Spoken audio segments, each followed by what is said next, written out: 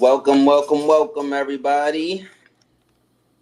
We should be up. We should be live. We are back with another episode of Finance Friday, the CEO Lounge.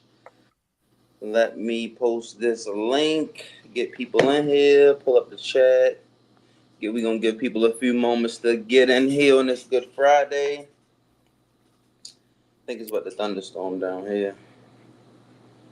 Let me see. It actually was looking kind of dark out here a little bit too, now that you're saying something.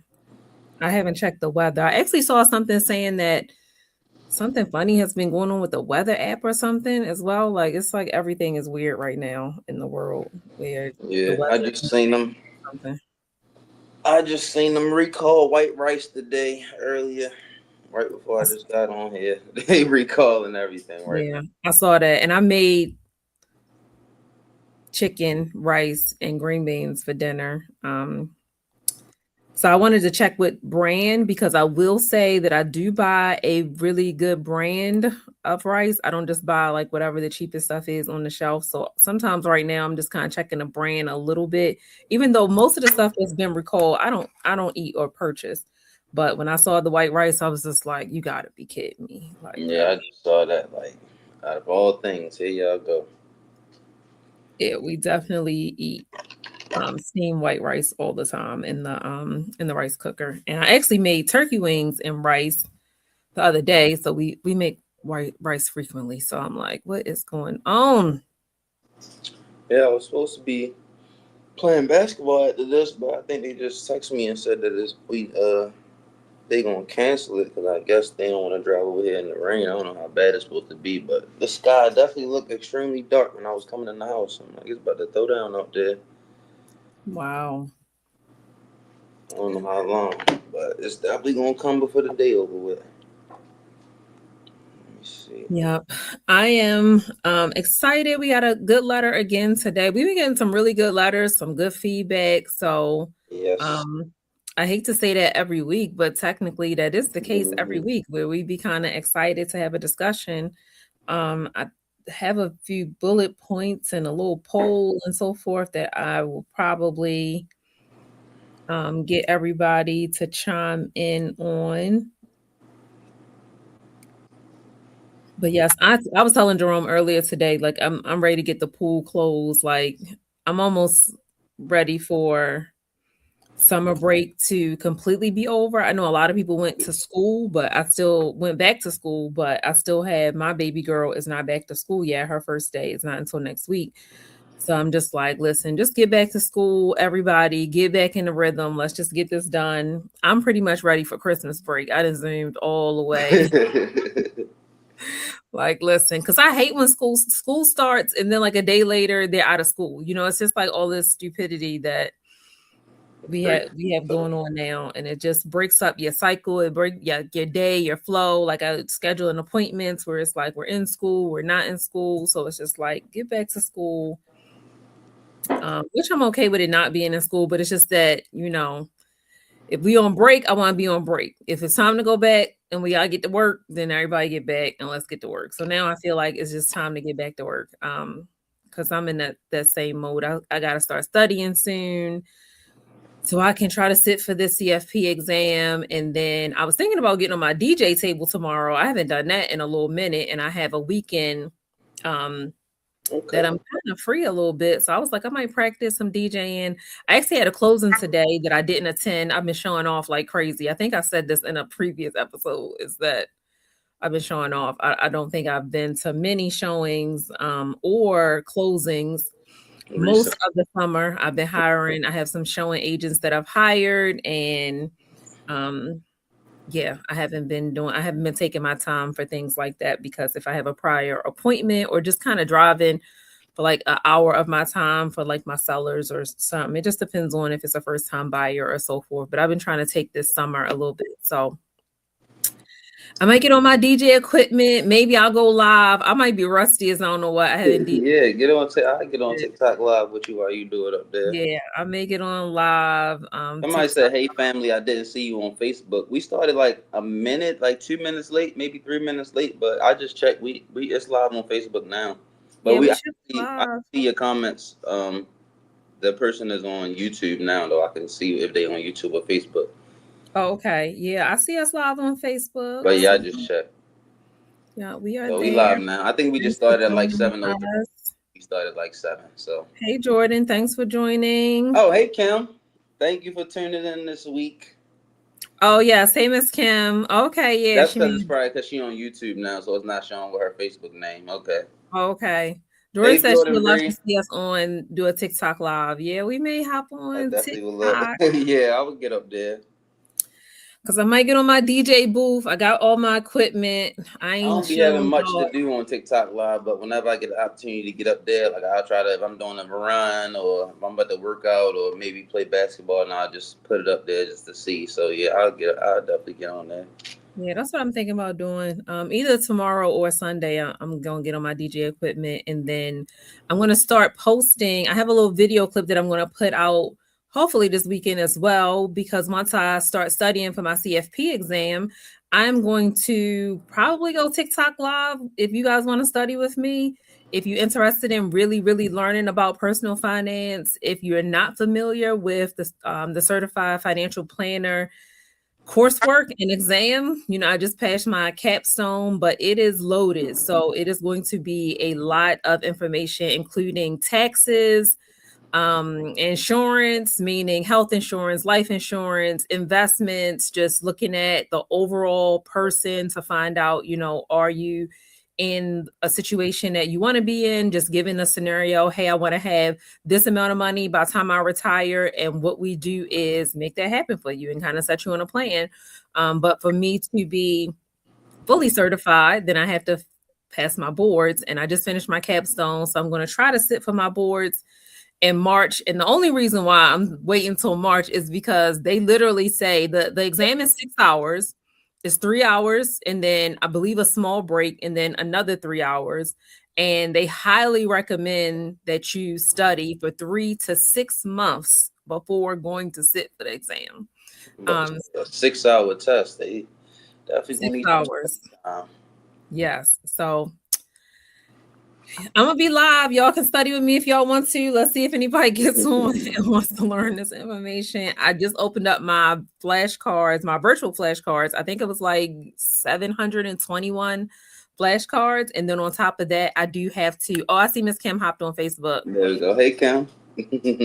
And then it's like 721 digital flashcards, but obviously the way I learn, I have to write them out. So even though they are given to me in a digital platform, I still have to go back and write them all, write the definition on the back, because that's how I kind of learn a little bit.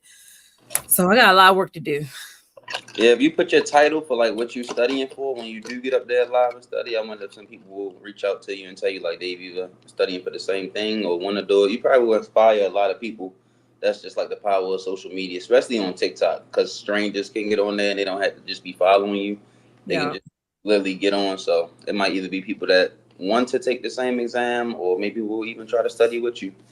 Yeah, and learn something. Like I said, if you just want to learn for personal reasons, I'm going to be going over all the steps of financial planning and just everything that's included on the state and national exam. So hopefully you guys enjoy it. And if I get not that many people to hop on initially, I'm be on there for 6 months. So 6 Yeah, months. they So definitely gonna be on there then for sure. you have plenty of time to come and join me. They definitely gonna be on there. Yes, absolutely. All right, are you ready to get started? We already a few moments in. We just gonna hop right Yes, in. let's jump right into it. All right, let's do it. So, again, thank you everyone for joining this week's episode of Finance Friday, the CEO Lounge. I am your host, Dr. Ebony McArthur, and I'm here with my son and co-host. I'm EYEAM brand CEO, everybody. Monte, thank you guys for joining us on this Friday. And each and every Friday, we come to you with anonymous audience letters that we review. So we ask for you to give some feedback and chime in so we can kind of help out as many people as we possibly can, improve their finances, and just talk about all things finance, family, stocks, investments, just a little bit of everything if you're new here. So the subject of this week's letter is 56, depressed and stuck in a job I hate. How do I fund my real estate dreams when I can barely save? So the title is Tired of Renting, Underpaid at My Job, and Trying to Break into Real Estate at 56. So, dear Dr. Ebb and I Am Brand CEO, blessings to Dr. Ebony and I Am Brand CEO. I'm a 56-year-old woman. I've been working towards starting a business in real estate like wholesaling land or just wholesaling houses. Throughout the years, I didn't have the knowledge that I have today, such as financial literacy and how money works. The depressing part is that it's hard for me to save for a house that I want to do again instead of paying all of this rent. I need a new car to start networking with like minded people that are already doing what I am moving forward to do. I have a job that makes more from you. Sorry, I have a job that takes more from me than how much I get paid. So I plan to replace my paycheck. I hate my job. I never go anywhere other than working on my job. Then things that I need to invest in my business, like monthly platforms, I ask myself, how can I be able to afford it? I can't afford that just simply because of my mindset. I am so depressed and I have a significant other. He doesn't make a lot either. So he needs to make a decision on doing better as well. And I need to do better as well myself. Signed, ready for my breakthrough. So I think this has a lot to unpack. Jordan said, love this live. Thank Yeah, you, I think Jordan. this is a good one though. And they told her she told us her age. Yeah, I was about to say, we always say time after time after time, tell us your age. And then we see it says, so we're going a little bit deep dive into not only saving, but trying to possibly get a new career or stop the career that you're in. I know a lot of people are not interested in staying in their 9 to 5 and looking to either get into a new field or entrepreneurship, at least start a new business. And then we have a little bit in this letter about significant other and what that looks like. So, I mean, where you want to start? I can just jump in, I guess. I Okay. would first I would ask like, what's your dream of real estate? Is this a new dream? Like, did you get inspired or motivated to, want to learn real estate? Is this something that you've been wanting to do? Just because at the age of 56, I just wondering like what took you so long to, get into wanting to get into your dreams and stuff like that? Was it a setback or, was it procrastination? I know life happens, but with me saying that, I also want to say that I think this is the perfect time for you to get into real estate, even though you are, 56 years old. So I don't want that to discourage you. I don't want your age to make you feel like, you're too old or it's too late or anything like that. I actually heard somebody say one of the best times to invest is right now, and the next best was yesterday, and the next best time to invest is right now. So I think if you are going to do it, then you need to, one, start with a plan. If you don't have, like, your job doesn't give you that much extra money, you need to write down all your expenses, invest in your financial planning guide, write down your expenses, write down how much you're making every month, and your significant other can also do the same. And if you guys, Mhm. are taking this journey together to try to get through that breakthrough, then maybe y'all can put a financial plan together, and start from there. But I think it definitely will take one step at a time, and I think it's no better time than now. I mean, it's nothing else to wait for. You're already mid 50s.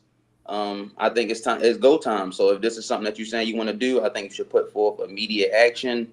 And even some of the things where it's like, I would have to go back and look at it. I'm not looking at it exactly right now. I would have to go back and read. But even waiting to get a car to like start the network and stuff like that, like network through social media, network through, different platforms. Go to the library, go to, different things around you, different events, free events where you can network with like-minded individuals. So I would say, don't put it on the back burner anymore. Don't wait to get a car. Don't wait for anything. Start today. Even if you can't, enroll, even if you don't have the money, start obtaining the knowledge, start obtaining, like you said, the networks with other people. Start asking the questions now. So I definitely think that it's something that's doable, but it needs to start now. Yeah, I 1,000% agree. I know that they mentioned in the letter that they're much more financially literate now than they were before. So maybe that might be a reason why, when you know better, you do better. You start to learn more about certain things. Oh, hey, Julesy. Hey, Happy Jules. Finance Friday. You start to learn more about certain things. And again, you know better, you do better. So the more you educate yourself, you will start. And I say this time and time again, is that the more you educate yourself, you will want to shift. Your environment will shift a little bit. You're going to want to now implement some of those things that you have learned. So I definitely agree when you say, get on the same page, sit down and have a conversation. If this really is your long-term partner as well, when it comes to the relationship aspect, then you guys got to work together. So, put those incomes together. If two people are making 20,000, even that's 40,000, you know what I'm saying? So I always see it from that aspect. So when people think that they don't make enough and they have someone with them, I'm always like, well, that's two incomes, which is definitely better than one. That's two people being able to sacrifice. That's two people being able to, like you said, if you guys get on the same page and you both really, really want this, or let's just say the other person is not necessarily as financially literate as you have become, because sometimes that's the case. Oftentimes, one person may not have all of the information and they're like, well, let me sit down and educate and teach my partner, on the things that I have learned thus far. And hopefully they're willing and open on,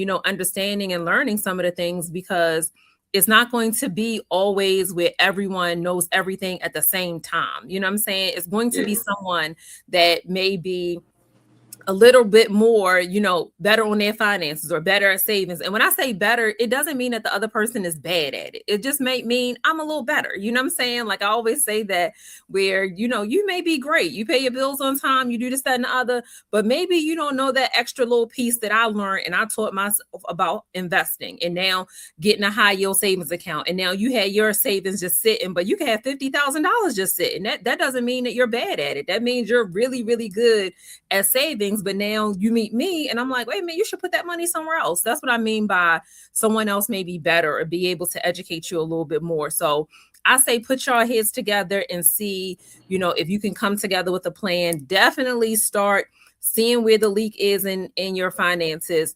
And I always say, remember that if you do not have the ability to save, I talked to someone about this earlier this week, and they said, I just don't know. I can barely make ends meet. I'm not going to be able to save. The answer to that is more income. So start fishing out the hours in your day. It's 24 hours in a day. If you are even working 12-hour shifts, you have time, believe it or not, you have time to still go out and do another shift. You have time to get online and sell a product. You have time to bake some cakes and get it out there to the public. I don't know what you do. You got time to crochet. You need to look into what your talent is, what you can possibly sell. You have time to do Instacart. You have some time. So even though you may get off of work and you may be exhausted, then you got to pick your tired. You got to pick your struggle. You know what I'm saying? Like, do you want to live this life forever, or do you want to have this temporary struggle where, the next 2 years, if I go hard and I pick up some additional income, maybe I can use this additional money to not only get caught up a little bit, but to also start a little bit of a savings plan so that you can have a cushion to achieve some of the things that you want to achieve in life, because life is not getting cheaper. Everything is getting more and more expensive. So the fact of the matter is you are going to need a little bit of income to achieve your goals. And what most people don't understand is it costs a lot of money to be successful. It is very expensive to be successful. So you have to think about that as well, but start low as possible. Just like Monte said, what I would do is, if you can't get out and you can't get face to face, then start being online, go live, start, everybody's streaming. We just watch anything. People love to watch what people are doing all day. Sometimes people sit and watch people do nothing all day because they're just walking around, talking, all of that stuff. So I don't know if you're tech savvy. If you're not, take time while you are not able to drive and get tech savvy. It's just going to be a little bit of work. And the last thing I was going to add is I definitely agree that, the age, Oprah just now did an interview and said life doesn't even start until 44. So one thing I will always say to anybody is that it's never too late. my daughter that's at LSU, they showed a young man who I believe is in his 60s. And he went back to college. And not only went back to college, his dream was to be in the band at LSU. And now he's in the band. I believe he plays like the trombone or something like that. He's at every game. He's in Death Valley. I mean, he's living his life. And it just made me think about that because, it truly is never too late. Last year, I sold 3 homes to people that I'm almost sure were either in their 80s or very close to their 80s, and they were first-time home buyers. One of them even went into a 55 plus retirement community because of her age, where it's just like, this is going to be my last stomping ground. So put me somewhere, where I'm not never going to have to move again. And they were so happy even to do that because before, you leave this life, you still have the ability to pass some things on. So they weren't looking at it like, I'm 78, I ain't buying no house, I'm done. No, that stuff can still be put in a trust. It can be deeded over to grandchildren. Someone else can still build that generational wealth off of what you started. And you'll think that it's too late, but it truly is never too late to get started. And just the simple fact, kudos to you for even thinking that you want to start getting into real estate, you want to learn more, because it starts with that mindset, like we talked about, that you want better for yourself, and then you start to educate yourself. Yeah, no, I think that was definitely great. I think that's a big thing. Like, first, you just got to believe in yourself. And I think also just being able to accept accountability, like being at this point in your life, just being completely honest and open and just, putting it all on the table. Like, I feel like at this point, it's nothing else you can lose. And I also feel like the people who you around as well, like the same way we just read the letter and we just on here encouraging, like we not just sugarcoating it like, oh, just come, like, no, this is really real life. Like my mom said, you can literally get on social media and say, hey, I'm 56 years old and I'm going to accomplish this goal of getting into real estate. And it will be, you can gain followers like that. Like people will literally be intrigued and be like, I want to see this woman win. And they want to see you get to the goal that you want to get to. So you can start literally like just putting your caption as day one of studying for real estate or day one as a 56-year-old getting into real estate. And people will start attracting to things like that. So one, push yourself. Don't be discouraged. And I will also say, hold yourself accountable as well. Like, hold yourself accountable.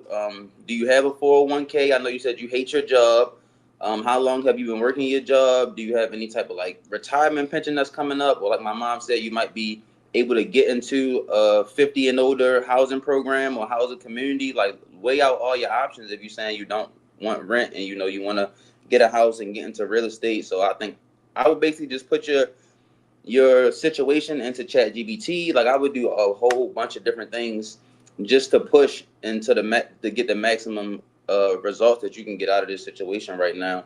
But I definitely think that being honest with yourself and just being, how did you get here, and what can you do to get out of it? Like I think the best thing to do is look for solutions rather than dwell on the problem. So I will first attack it internally and try to come up out of your depression. I know you started the letter by saying that you're very depressed.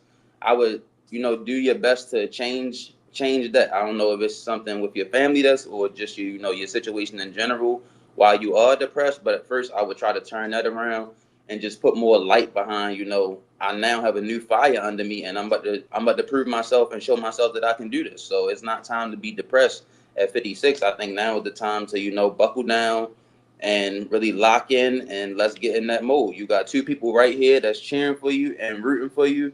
Sign for my breakthrough. Not sure who you are, but we rooting for you and praying that you get, your goals accomplished.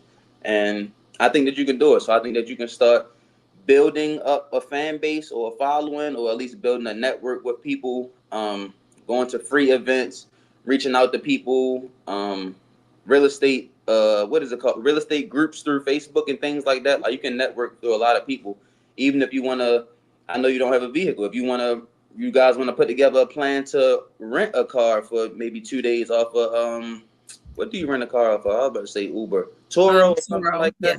Yeah, it usually be like $35 a day. Like you can just get a small car, a little point A to point B, and put that into, like I said, put it into your planner so that you can know that, okay, I can spend this $35 a day because I'm going to make back this amount, either doing DoorDash or, doing delivery or something like that. So I definitely will put together a plan. And I think now is no better time to act than right now. Yeah, I definitely agree with that. Hey, Katrina. Hey, James. Thanks for joining us. James Thank you said, "Big guys for facts." tuning in. Miss Kim also said that's encouraging. Yes, it's not too late to begin. And then Jordan put dropping the gems, and Miss Kim said this show is fire. I wanted to get to some of the comments. But yeah, I wanted to touch base on a little some details of the letter a little bit. So we kind of talked about in the letter kind of getting into real estate and getting into wholesaling. I always say when I do my financial literacy presentations and my investment seminars, Brandon's here. Hey, Brandon. He said, "What's up, fam? You definitely got to keep pushing. And the key is to start no matter when or how. Just do it and make sure you got a plan." That's really what it is. You really, and again, we say this time and time again, and Brandon knows when you're in a relationship, it got to be one band, one sound. So you got to get on the same page with that. It's always going to be something. And hopefully, your partner is willing to get on the same page, because I don't like to break up no relationships, but you got to be on the same page, or you going literally, the other option is if they're not on the same page, you still got to move, you know what I'm saying? You got to move forward with or without that person, because this is your one life. So I will definitely say that you ain't got to break up, but it's going to be really tough when you're trying to achieve certain things and you trying to really reach a certain level of success, and the person that's right beside you on a daily basis is not on board. So hopefully they eventually get on board. I will say that sometimes what I see in my experience is that and just working with couples all the time, is that one person may not initially be on board. So you really need that other person to possibly show and prove a little bit. And when they see that this, because some people, I had somebody tell me before that they thought real estate was like a scam. And I said, "You thought real estate was a scam? I never heard of that before."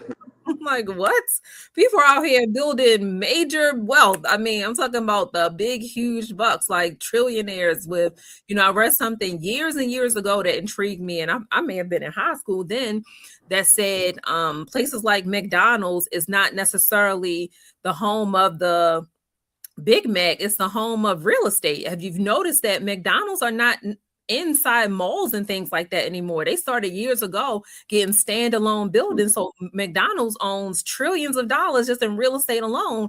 And if anybody's paid attention, Chick-fil-A started doing the same thing. Remember, Chick-fil-A used to always be inside the mall. Chick-fil-A started coming out the malls and started getting the standalone buildings as well, and started erecting new construction all over the country, because now they wanted to not only take over, their great customer service and their food and so forth, but take over real estate, because that still is commercial property that they own.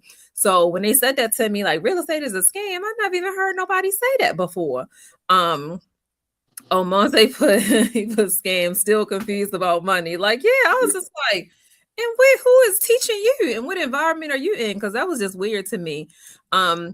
But definitely try to get on the same page. And the reason why I'm just going to hone in on that a tiny bit is because, again, double income, just look at it like that. So if you are hating your job, I'm not sure if you're in a position to just leave your job. So, you may have to stay there a few more years, but as you add on some additional income, then maybe you can start balancing it out. So maybe initially that spare income might be only 10%, and the other, your job may be 90%. And then you can start shifting it, where maybe you'll see in the next 5 years, by the time you hit close to retirement, that you're able to completely come 100% from that other job and now be full-time in something that you love. So again, it's going to take a lot of hard work and dedication, consistency, all of that. But what I wanted to say about the wholesaling is that when I do my investment seminars, wholesaling is the one thing that Dr. McArthur does not mess with.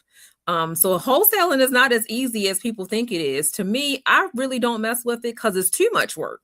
So if you're looking at your age to possibly get into something, to me, a lot of people like to get into wholesaling because they think it's the way to get into real estate with no money and no license and no education. So I see so many people who have not done anything to really learn real estate, and they just buy a course somewhere for little to no money, that you don't have to take a state board or exam. It's not regulated or anything. And they say they want to jump in it. Some people have 1,000% made millions off of wholesaling. So I'm not going to say it's not an avenue of real estate that is not lucrative. What I'm saying is that you're still going to have to learn real estate. You're still going to have to learn the contracts. You're still going to have to learn a bunch of things. And then you're going to have to try to find properties, find a buyer, find a seller. Like, it's way more work than what we even do. You know what I'm saying? So that's what I don't think that people realize is, to me, that's way more work. You would be a lot better off. And this is not just encouraging everybody to get a license, because you don't have to always be licensed for everything. But let's say you're into interior design, or you like, cleaning homes, or, working with realtors for certain other things, that taking the photos. It's so many different things that you can do. Or ultimately, like I said, getting your real estate license. Most real estate classes are like $200 right now. You can take your exam, take your real estate boards. 206 to be exact. Yeah, I was about to say, it's like, I know you can get classes under $300. You can even get a promo code to get it even cheaper, and actually be licensed, really learn contracts, learn the law where you're practicing.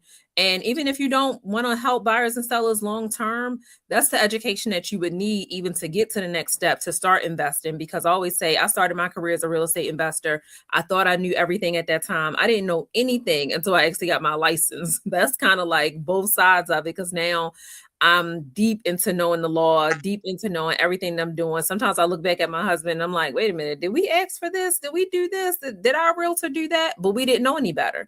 So when you know both sides and you really, really want to get into the industry, then consider getting a license, whether you use it or not. A lot of long-term real estate investors have a real estate license, even if they hire realtors. And the reason why is because they want that access to be able to get into our systems, the knowledge, the education, all of the things. So think about that a little bit and do some deep diving on wholesaling before you just decide that that's the aspect that you want to get into. The letter doesn't necessarily say exactly why, but I will say that it is difficult to get into wholesaling, and most of the time it's no real state regulated curriculum that's attached to it. You're just buying someone's course, and just trying to follow the path that they follow to get into that industry as well. Yes, I think that's really good. I think also what she can do is, because she's saying she's really depressed and having a tough time saving. I wonder why you're struggling with saving, but I think definitely adding another income and finding out what's something that you're good at doing, a skill that you have. Nanny. I don't know if you have any children where can watch your grandchildren or watch some of your nieces, nephews, some of your friends have kids, and maybe you can do babysitting or something like that. But I definitely think for this last 4 months of the year, you should find an additional stream of income, and try to use that to save to get to the next step that you want to get to. And also, I think it was good that you touched on the environment as well. I'm not sure if you, because it's right at the end. It just one sentence is about a significant other. So I'm not sure if that was just something you wanted to put in there just to let us know. I see it says significant other. It doesn't say husband or anything like that. So I do think that maybe you guys should sit down and have a conversation as well and say, hey, I've been thinking for a while, and this is not how I see my life. Like, this is not what I want for myself. I think I want different. Like, let's push and get these goals. I think y'all should write y'all goals down. A lot of people don't write things down. I think you should write it down, and have a honest conversation with each other and figure out what skills he has, what skills you have, and how you guys can come together. I know NFL season is coming up. Y'all can possibly try to, make some T-shirts or some hats or something with different NFL teams, whatever city you in. Just try some different hustles and different things to try to make accumulate another stream of income, so that you can save, so that things can become more easier for you to get to the next level. So I definitely don't want you to feel discouraged. I know it probably seems like a lot at this point, but honestly, like I said, there's no better time than right now. And I feel like the position that you're in, the situation that you're in, you should feel like your back is kind of against the wall. So it's nothing you really can lose. It's a win-win. So you either gonna try and get it done, or you might try and hit a road and you just keep going. But either way, it's a win-win, because you finally putting one foot in front of the other and trying to take the necessary steps to get to that next level.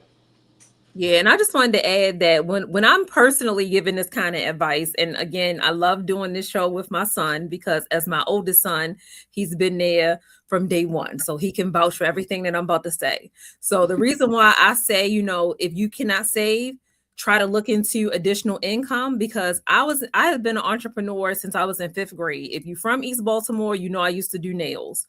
My parents own a lot of hair salons. I do nails. Amazing. I can do acrylic, I can do designs, I can do all of that stuff. I can still do all of those things to this day. I actually even teach my daughters a lot of times some of the skills that I have acquired because my parents own hair salons. So, like I said, if you were from East Baltimore, back in the day, Eb used to do nails. So not only did I used to do nails, I had several other businesses. I had diamond decor and events. I was doing wedding events. I was doing the flowers, the bouquets, the wedding planning, all of the things I used to do. If anybody remember this, that's in the chat. Balloon towers. I taught myself how to do. I used to make SpongeBob with balloons, and I still can do all of those things. So when I say used to, I haven't lost it. I just don't do it anymore. But those are a ton of different businesses that I would do throughout the years just for another stream of income, like to bring in. And I worked as a nurse, if you didn't know, for years. And I was still doing those things. And then I started another business called Diamond Decor and Events. I would sell handbags, shoes, costume jewelry. I would take Monte with me to Patapsco Flea Market, the flea market over near East Point Mall, and we would sit there on Saturday and Sunday. I would have my table, have my shoes and stuff set. And I remember it used to be so much stuff that you could buy at the flea market. So when I first started doing it, I was literally like, and this is when I'm married, living a $500,000 house, all of that. And you never can have too many streams of income. So when I say that, I actually thought I was in a decent situation. I think I'm starting my businesses up and just kind of starting my career as an entrepreneur. And I've always been really good with, being crafty and things like that. I used to make the Ravens hats, bling them out, put the rhinestones on it, all of that, and sell those. I used to sell Raven scarves. I mean, I've been selling stuff, and like I said, being an entrepreneur forever, literally since 4th, 5th grade that I can remember.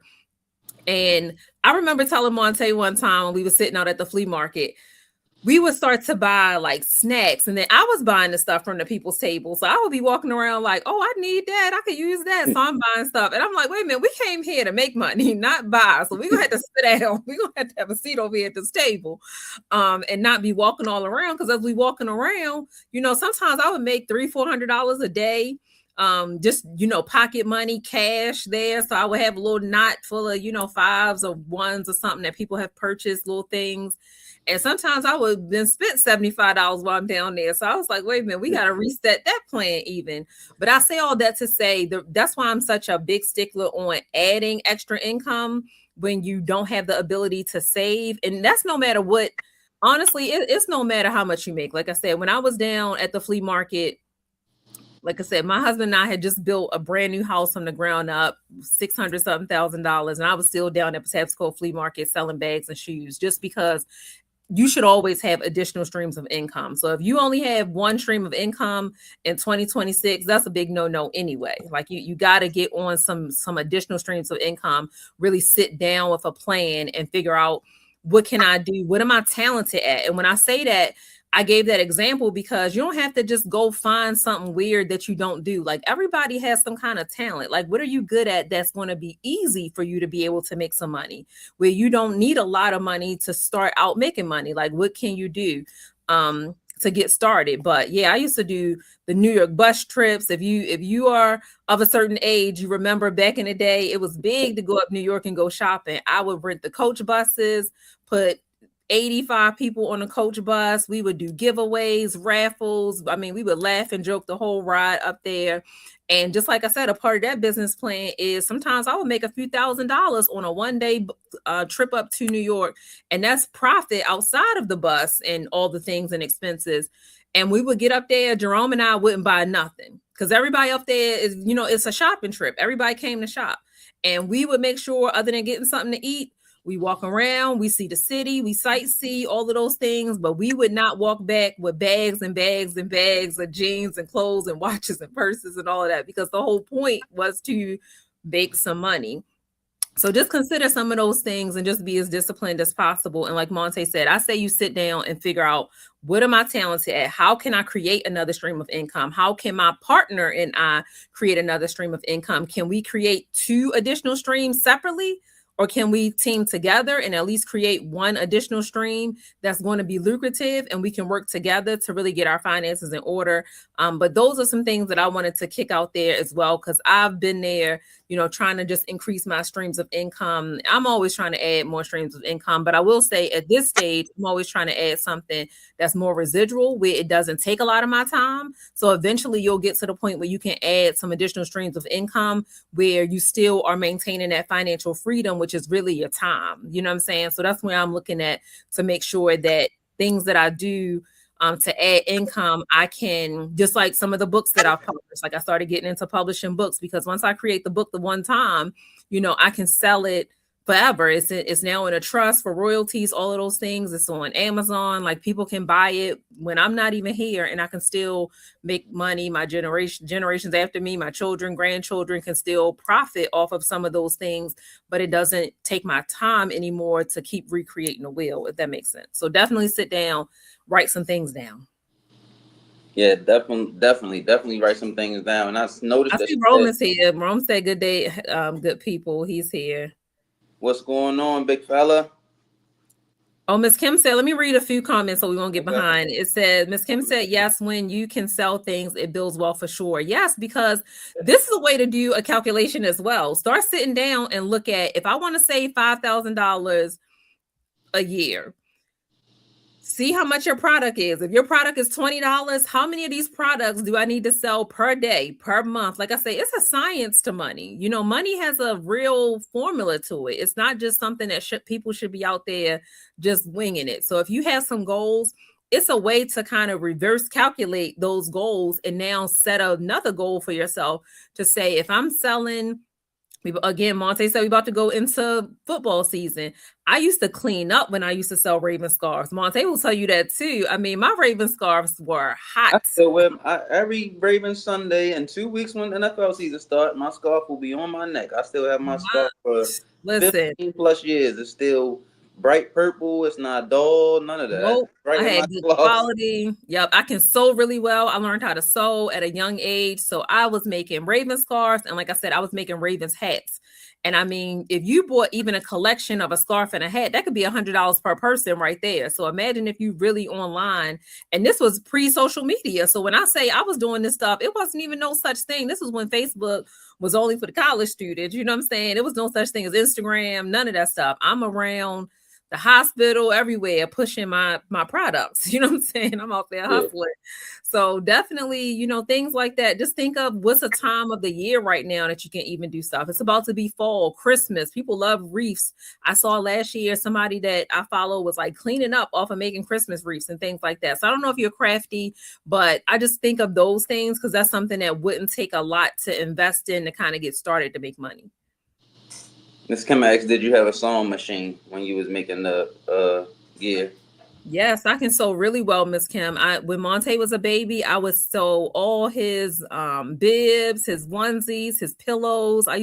I made him a whole pillow set that had his whole name on it. But yes, my grandmother and my mother taught me how to sew at a young age.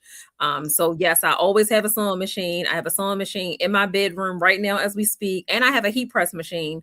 So that's something to consider as well. So if you ever see me with anything that's branded with my logo, or if you ever been to any of our events at the seminars, I create all of those bags and things myself. I just order my logo, I heat press it onto my shirts, my polos, all of those things. But yes, I definitely had a sewing machine, and I can hand sew really well. So push come to shove, if I don't have the ability to, my sewing machine break down every now and then, my needle pop, I gotta run back out, I can get the old school. I will hand sew. So I definitely always have those skills to fall back on. So that's what makes me always think, like, sit down and think about what you do well. Jerome said you was making the Raven scarves. I used to have people linked up for, Jerome used to sell them down at his job. He would be coming home like, everybody got 5 orders, because people would want the Raven scarves down at his job before he worked from home full time. So yes, we were pushing Raven scarves season after season after season. And like I said, that's one of many things. I just think about that because, like I said, I just didn't become an entrepreneur. I've been on trying to build wealth the entire time. So add some streams of income, you guys. Add some streams of income. If you even work a 15-hour shift, you have time. What are y'all doing with the rest of y'all time? That's what I be wanting to ask. Because I'm very, very big on my 24 hours. Y'all got 24 hours in a day. And you might be, if you're struggling and you got 24 hours a day, you better sit down, number one, and start mapping out your hours. I think people be scared to be tired sometimes. People work their 10-hour, 8-hour shift, and then they tired. You ain't tired. If you got other goals, ain't no time to be tired. You gotta You can want be it. tired. Yeah, You you can gotta be want tired. it. Oh, Monte, I see Nina's in the chat. Nina says, speaking of Ravens 43 right now. Okay, go Ravens. Oh, he said, oh yeah, we beating the Commanders right now. Yes, sir. Definitely appreciate Yes. you for tuning in. Yes, thank you for joining us. Yeah, I just wanted to touch on what she said. My paycheck. She said, I hate my job and I just want to replace my paycheck. So I plan to replace my paycheck. I don't even think you should replace it. I think you should use, and I was saying somebody talking about this the other day, like the 9 to 5 is not a bad thing.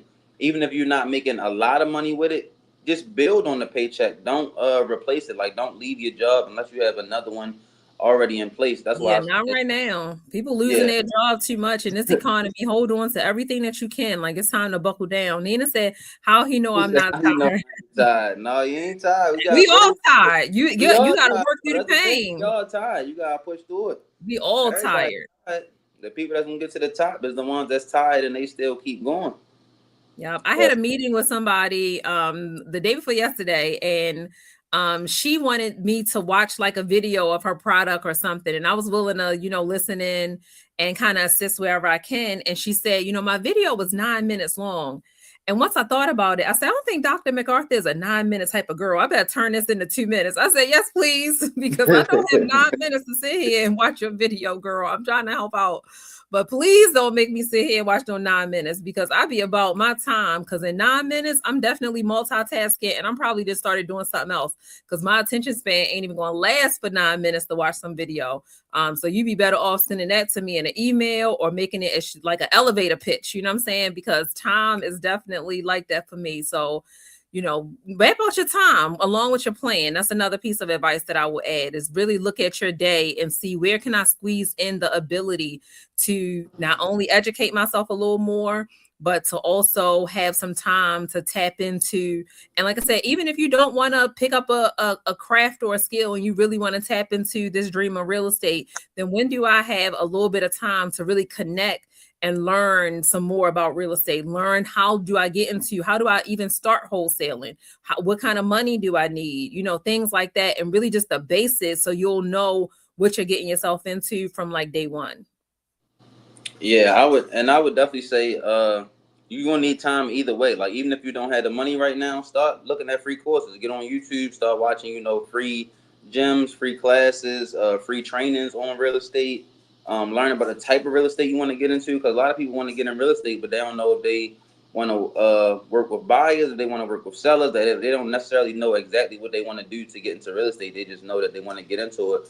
But like my mom was explaining, like, you don't even really start to take your exam and stuff. That's just basically teaching you the laws of real estate. You're not gonna really learn the ins and outs until you actually get your foot in the door. So I definitely think get as much free knowledge as you want to. I mean, as you can, and also understand the time that you have, because whether you have the finances for it right now or not, you still gonna need time to study and plan things out. And I would say, if you don't have a skill or something like that, try to look for remote jobs. That's why I was saying maybe babysitting, so you can still be home and have your time. Like, you still at the house, you still can move around and do different stuff while watching a family member, or a close The friend dog walking, or dog something like sitting, it's a that. bunch Dog of things. walking, Yeah. remote jobs. Like, I definitely think it's a lot of stuff you can do. I even seen a girl post a GoFundMe, and she actually is a chef right now, but she posted a GoFundMe and raised money to get a food truck. So if you working towards your goal diligently, and you just like, okay, I have a $206 goal. My plan is to take care of my real estate classes. I'm pretty sure somewhere out here, people will definitely, between the fundraisers, GoFundMe, anything like that, you can raise $206 to go ahead and get you in the real estate classes. So I think at this point, it's balls to the wall. I mean, whatever it takes to get to the goal between you and your significant other, y'all need to figure out how we gonna get this $206 to get into this real estate classes. And all of y'all free time should just be on studying and working on a game plan and sticking to the plan. Yeah, definitely lock in. Anybody will tell you I don't do it. Like I said, I don't do those things like I used to go extremely hard back in the day. But I mean, sometimes people would not see me for like 2 years and they'd be like, "Ed, where you been at?" Because if I have a goal that I'm trying to achieve, by the time I even start talking to someone about it, I'm probably almost done. I don't even really have the time to speak on it. So even when people ask me all the time, do you know this person in real estate? Do you know that person? The truth is, I be so locked into what I'm trying to get. Like when I say laser focus, like I be like this, where I'm just so locked in. I truly don't even have the time, and it'd be no slight against anyone else because it's tons of people doing their thing, but I'd be so locked in a lot of the times that I really don't know what other people are doing. Where it's like I'm trying to water my grass over here, so I really don't be having the time to stop. And some of the things that I'm trying to achieve are so high level sometimes that I really can't stop to look over and see what somebody else's grass is happening. Do they have some brown spots? Do they need a cut? I really don't. So when people ask me, do I know this person or know that person? I do meet so many people, but once I get locked in, I'm super locked in. And I just mentioned, if you were on the show early today when we first started, that I'm about to lock in for my CFP. And when I tell you that, like, you're not going to see me, I'm not going to be around. I'm not going to be out and about. You're going to see me, possibly at the office when needed. And then after that, you'll be like, oh, I just was stopping past your office. I won't be there. Like if I will be locked in to the point where, I need to get done what I need to get done in order to pass these boards. So I'm back. I'm about to be back into a super locked in mode. And once that happens, then like, it's no way that I even have the time. Like I'm going to be taking up every moment of my time, like literally just calculating enough time to get me some rest, get back started, just stay focused and stay locked in as much as possible. So, I mean, we talked about this before a week or so ago, Monte, is just understanding how locked in you have to be when you are trying to reach a certain level of success. And I think that becomes scary for some people sometimes. And I posted something like that on my story a few days ago that was just like, you know what you need to do. Now you just sitting around and you just pretty much are dealing with how hard you want to go. Like you once you start thinking and you realize all the things that you got to do, sometimes it start becoming scary. Like, whoa, wait a minute. You know what I'm saying? Like now this seems like a lot because it's going to be a lot. So it's going to end up being going back to how bad do you want it? And just some of these things, again, I said it last week, I want it too bad. Some of these things I just want so bad that I put it on my goal list and I'm not going to take no for an answer. I'm not going to let myself down. I'm going to reach these personal goals of mine no matter what. I think Monte said this about Jerome and I, because again, he grew up in the house with us, is that he was just like, by any means necessary. Like we are by any means type house over here. You know what I'm saying? So I would take him to the flea market with me because I'm like, hey, anybody want to go with me? He can help watch my table. He can sit here. My kids always be with me. We're by any means necessary. And next thing you know, you'll see them over there selling some products. And I was thinking about it just now too. That made me think. Somebody asked me yesterday about my daughter that's at LSU, and they were like, "Is that the one that I met before? That's always at the office selling the books?" And I was like, "Oh no, that's my other daughter." Because I have my kids working, selling stuff, everything. So I don't know if whoever wrote the letter, anonymous, if you have grandkids or something, get them out there and get working and help you out with your business or whatever that may be. At 56, you might have some grands. So I just think about all of those things where everybody got to understand this is the goal that I'm trying to achieve. Get your family on board, get your significant other on board, and just be locked in. Yeah, I was literally but touching the same exact thing about how much you got to be locked in. Like it might sound cliche, and I know I keep saying 56 because this is the first time somebody actually gave us their age, but I would use the age and the 56 as like a bonus. Like you said, I would find everybody who's a part of my community that's around me that wants to see me on this journey and let them know I'm about to lock in. This is what I'm about to do, and you should honestly be locked in so much that you should have people that is talking, saying like she's 56, like it's no way she thinks that she's about to do this, and you like, oh yep, I'm definitely about to show them I'm about doing to my do thing this. out here. And that got to be your mindset. Like if you're not going hard enough, if somebody out there not saying this 56-year-old lady really thinks she's about to get into real estate right now, then that means you're not going hard enough. Because when you do start going hard enough, you're gonna have so many people following you and pushing you and wanting to see you accomplish that goal. So I feel like that's what you really need to like There's no better time than now. You shouldn't be worrying about.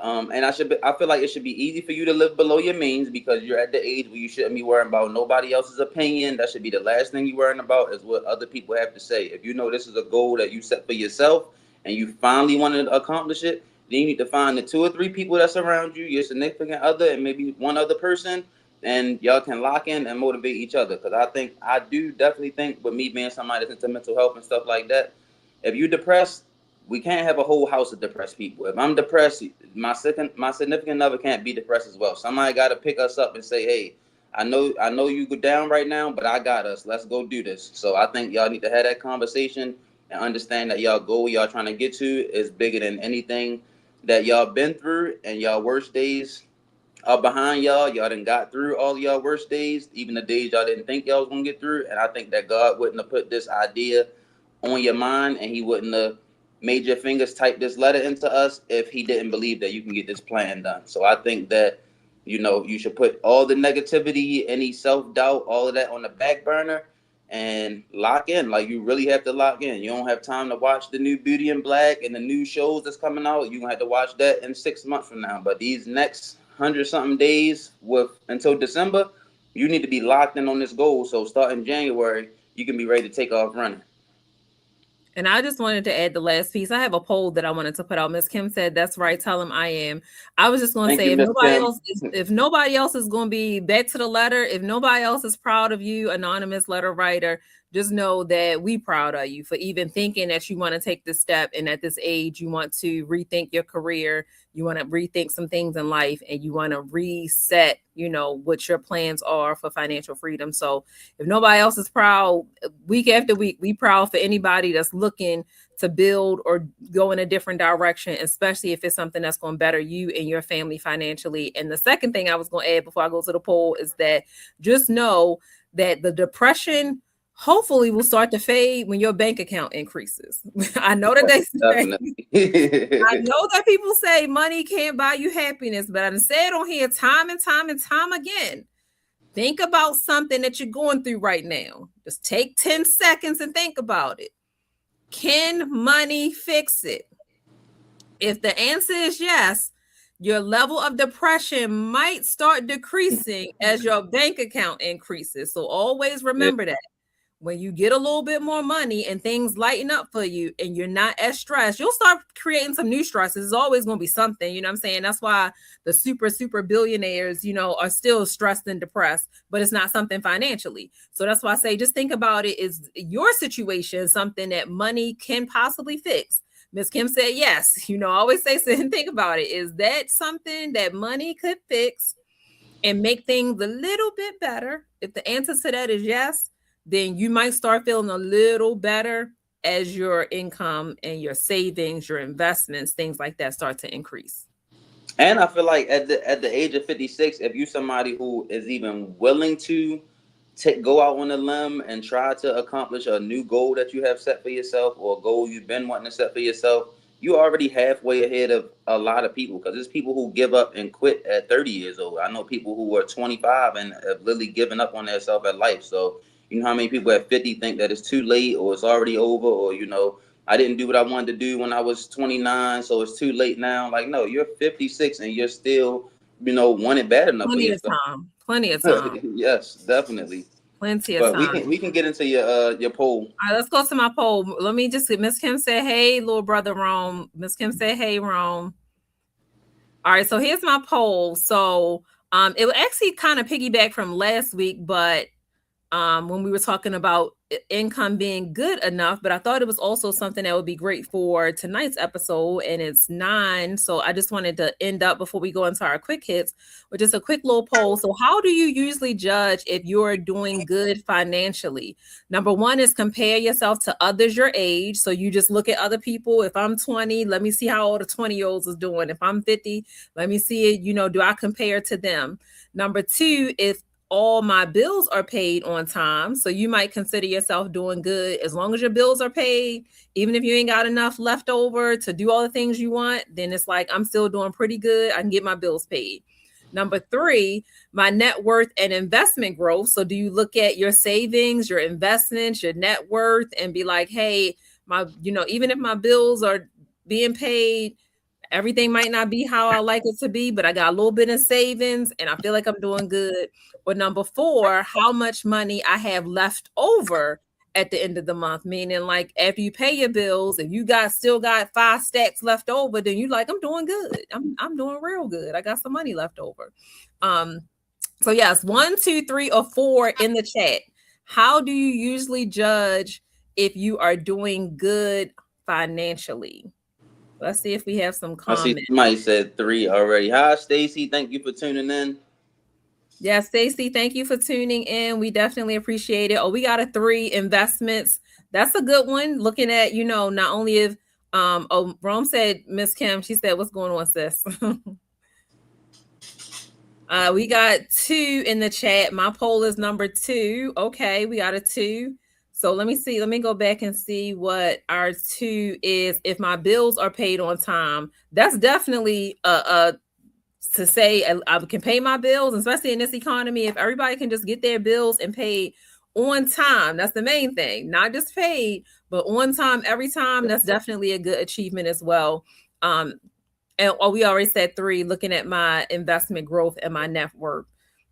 So yes, I definitely appreciate everybody that participated in the poll today, because as you can see, based off of the poll, everybody's situation is going to be different. Everybody's going to be in a different, situation in where your finances are, what you consider as good, what you consider as, let me turn around and make sure I have all of these things done. And what those things are is going to be different for every person. It's going to be, right now I'm focusing on my bills. Somebody going to be like, my bills are good. I'm focusing on savings. Someone going to say, I got a little bit saved. I need to invest. What do I do with this money? So that's why, it's important that we say week after week after week to just run your own race when it comes to finances. The main thing is getting started as soon as possible. It's never too late, but definitely now. Like now is the time. Yes, we have another response, and Miss Kim asked a really good question.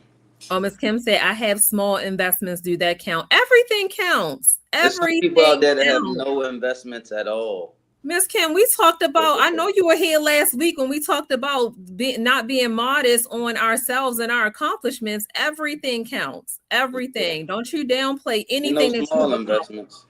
Yeah, Brandon said depends on the stage of life I'm in, because 2 is when we making it do, but once I get in the money, 3 definitely going to come into play. Yeah, I think it depends on what stage of life you're in as well. I think if you can pay your bills on time and you got some money to the side, or you have a small, I don't believe in small, so I'm not even going to do the air quotes. If you have an investment account over there, like you having a small investment account, that's what's going to get you to the big investment account. You don't just start off with a large investment portfolio. It starts small, and then in 2-3 years, you look and now you're like, dang, that same small portfolio I was talking about on Finance Friday, we got a little bit of money over there. Look at this account right here. Like that's how you get it right there. But it starts by just a simple making sure you got your bills paid. There's so many people that's behind on bills, don't have bills up to date, things like that. So I feel like as long as you're comfortable and your bills is taken care of and you have enough money over here to, do the necessary things you need to do, invest in what you need to invest in, take care of your children, food in your refrigerator. Like we overlook some of the small things. So I definitely think that it just depends where you are at in life and if you feel comfortable with your situation. Yeah, and I was going to add too, just for Brandon's comment. Thanks for joining us again, Brandon, as always. But the right family is always in the chat supporting. But what I was going to say is that the way I look at things when it comes to finances is just a little different, because I could be in stage 2 where I'm just trying to make sure things get paid on time and could still have a lot of money left over and a lot of money that I'm putting in savings, but I just don't want to spend it. So right now I want to put as much as I possibly can into my investment accounts and make sure everything is just paid on time. I look at it like that a little bit. So everybody even going to be in a different stage during that. You might be like, hey, I'm putting $10,000 over to my investment accounts. I want to max my Roth out, every single time. Or I want to, again, Jerome and I are always trying to get another property. So if I'm trying to get another 70,000, 80,000 saved to get a property, I might be saying to someone, listen, I'm just trying to get all these bills paid every month. But I know in the back of my mind that in addition to that, I'm also putting a lot of money towards my investments to reach that goal. So you might be in the between phase 1 and phase 2 equally sometimes, because if you're trying to grow, or like I said, max out your Roth, or have a certain goal that you're trying to put in your high yield savings account in order to make some kind of purchase or something like that, things might get tight for your family. And it doesn't mean that you don't have money. It just means we're trying to lock in to achieve this goal, So I always say, don't be afraid to lock in, because people may assume, and you might be like, I ain't buying nothing, I ain't got no money. And I always say all the time, I was raised in a house where my parents used to say they ain't got no money all the time. I mean, and we knew they had some money, you know what I'm saying? That's why I'm laughing. My parents would stand there and look at you, and I told this story here before when my dad was in the chat before, because my parents own a bunch of property in Baltimore. My mother would be standing in one of her commercial buildings, and she owned 3-4 buildings on this block. And somebody might be like, "Oh, is the owner here?" She'd be like, "The owner not here. How can I help?" Not today. Not today. She's not in right now. How can I help you? Yeah, how can I help you? I don't know the owner. I just work here. How can I help you? I was raised by doing that. So I'm good at stuff like that. So you might be I'm just trying to make bills, make ends meet, get my bills paid, but you secretly on a little mission. So I'm okay with that answer also. Miss Kim said, amazing show tonight, powerful. She said, oh yes, okay, cool. Yeah, so I'm one of those people where when it comes to certain things, when it comes to finances, I could be in multiple stages. And that doesn't mean, again, people assume sometimes that if you're budgeting, it's because, or trying to save up, or you like, girl, I'm on a budget, it's because you don't have. No, I might be on a budget with a lot of money. You know what I'm saying? Yeah, I'm just trying to, I think the real hustlers, I think you don't even really be able to tell most of the time, because I think I look at it this way: if you got 12 months in a year, and let's say you're getting the same exact income throughout the whole year, for the first 4 months, you might have, like you said, more money sitting over there, and then you might go into an investing stage, or I gotta pay for some repairs, or put money back into my business and things like that. So just because you're making the money, like everybody knows, as a hustler, as an entrepreneur, as a business owner, like you said at the beginning of the show, it takes money to make money. So just because I got it, that ain't just money that's just sitting over there. Dang, I can't think of your saying right now at the top of my head, but it's on the tip of my tongue. A dollar. I forgot what you be saying. A dollar that's sitting is a dollar that's something, or a dollar that's not moving is a dollar that's something. Oh no, I got so many sayings. I can't remember. But yeah, basically, like, if you got your money just sitting over there, then it's basically just sitting there. So everybody know, if you got a business, it's going to be some point in time where you got to take your money and put it back into your business and things like that. So if you're around like-minded individuals, then they know, oh yeah, it ain't party, throw money, blow money. And I don't even like surrounding myself around people like that, because knowing the economy, I wouldn't be out here encouraging people to spend unnecessary money. So if you're not somebody that's around me encouraging me to, hey, did you go get that Bitcoin this week you was talking about, or did you go look at that property, like encouraging you to do these investments and things like that, and get away from people that's hey, did you look at that bag, or let's go get this drink, or do like stuff that's just not important right now. But to be cold weather outside, like start, it's the time to get in the house, start, have a seat, summer's over, let's wind it down, let's get back to business. Seat, please sit down. No holidays coming up, like I said, people gonna be paying for Christmas gifts, and more money is going to be out. Money is going to be circulating around the holidays. So just be very smart and wise right now with how you spending your money. Yeah, definitely have a seat. Oh, you may have been thinking about my time value of money, saying that I say all the time, where I say $1 today is more valuable than $1 tomorrow. That's what you're saying. Yep. Yes. So, just make sure that you are locked in and focused, because I'm always trying to make my money work for me. So I'm one of those people that, once I have my 6 to 9 months of savings, the rest of that money I'm about to start investing it. So I'm going to probably be spending it on something, getting a property, getting a vending machine, doing something that I'm investing in. I'm in the process of trying to possibly get another commercial building in a few months. Like I'm going to be looking to do something with it. So then I got to start re-upping all over again. You know what I'm saying? So until I get to a point where I just don't have anything else that I'm doing. And then, you just take it, and maybe I'll be on the cruise. I don't know. Maybe I'll be in Aruba. That'll be my new investment. I don't know. Jordan, you hear your mother? Are you still on here?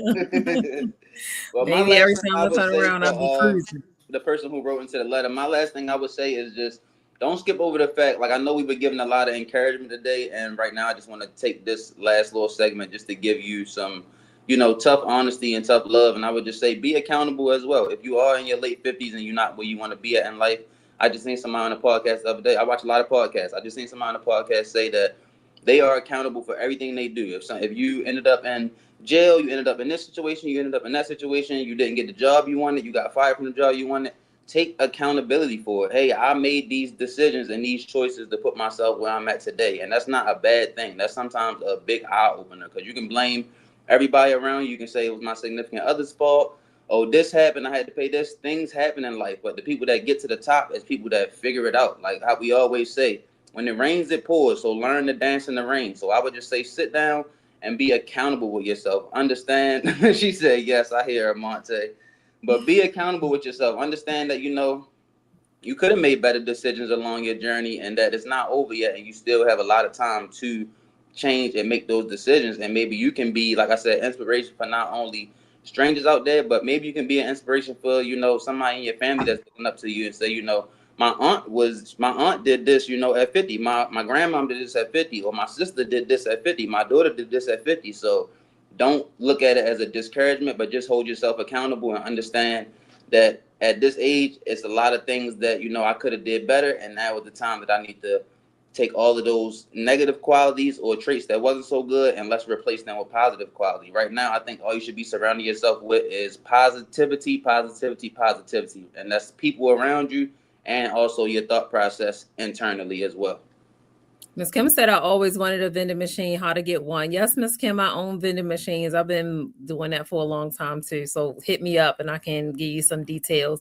And she also said, life be life, and sometimes we definitely understand that. Only thing I be wanting to add is that just know, no matter what, life's for all of us. All of us are going through something, and as we get older now, you got to deal with things like health and trying to stay as healthy as possible. And I think I worked out every day this week, literally, because now I'm the heart health and so forth. So just know that everybody, it's never going to be a perfect time. So that's why we say, Miss Kim said kind words, Monte.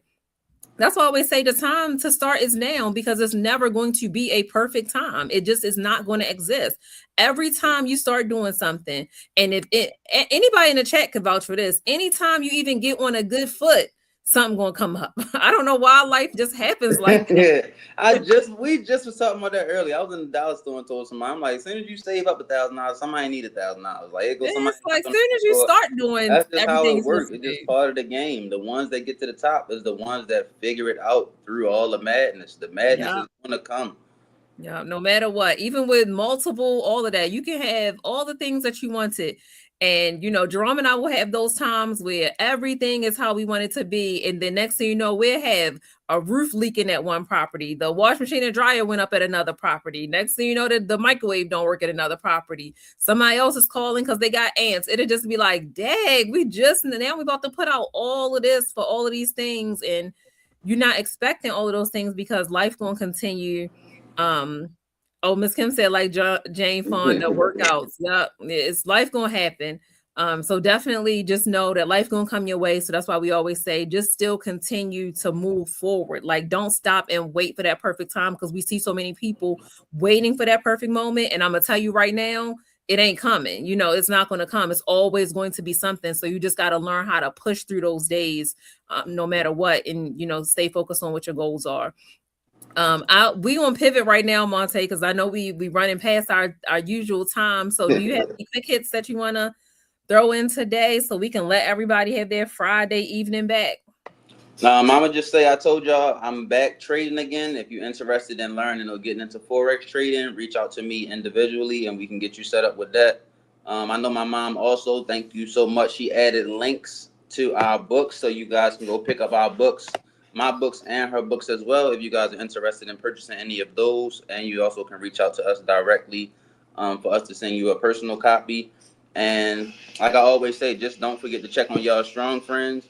And I'm glad that Miss Kim said that life be life, because I think that's a good thing that we can end on today, is that understand that life be life for everybody. Understand that, it's about the community. Some of y'all, I've never even met y'all in person ever before, but I feel like over this however many months, 6 months we've been doing this podcast so far, that we really built a family in the community. So if life be life, and reach out to me. Y'all always have at least two people y'all know that's here for y'all. No matter how y'all feeling, and just understand that you're not alone, and you got people that's going through it with you. We got people who just had a flash flood over in Nepal. Like, it's people that's going through natural disasters and a lot of other stuff. So understand that life is life for everybody, and what don't break you only make you stronger. So as long as you wake up in the morning, put one foot in front of the other, and stay positive, and let's get these goals done. Let's get it done. Monte, you can definitely call my son. My son has a bachelor's of science in psychology, and he will mental health you back to feeling good that day. And he always, if he not working, he in his condo. So he is, he ain't Yeah, I out. don't leave the house but too much. I ain't going nowhere. He either working, or he in his condo. So hit him up. He'll give you some words of encouragement. But thank you so much, as always, for joining us this evening. We definitely appreciate it. And hopefully everybody has already liked and subscribed to our channel, Yes. like the Like, videos, share, go back subscribe. and like all of our videos so that we can get into the algorithms and just try to get some of this information out even more.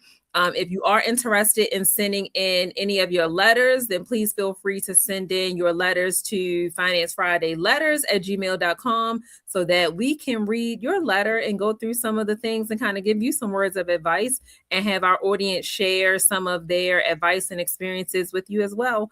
So thank you for joining us. We will see you guys next Friday. We looking forward to hearing your breakthrough, Miss 56, and looking for a breakthrough. So blessings, and wish y'all the best. Everybody be safe this weekend.